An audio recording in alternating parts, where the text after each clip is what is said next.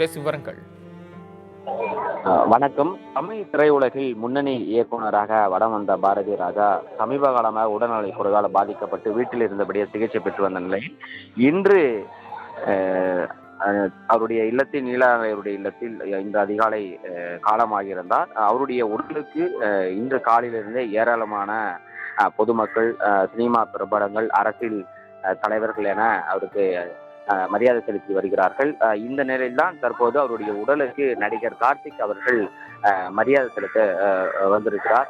கிட்டத்தட்ட இன்று காலையிலிருந்து ஏராளமானவர்கள், குறிப்பாக முதல்வராக இருக்கக்கூடிய ஜோசப் விஜய், அதே போன்று திமுக தலைவர் மு.க.ஸ்டாலின், இளையராஜா, ரஜினிகாந்த், கமல்ஹாசன், முக்கிய நடிகர்கள் என அவருடைய உடலுக்கு தொடர்ச்சியாக அவருடைய மரியாதை என்பது செலுத்தினார்கள். இந்த நிலையில்தான் நடிகர் கார்த்தி அவர்கள் தற்போது மரியாதை செலுத்தி வருகிறார்.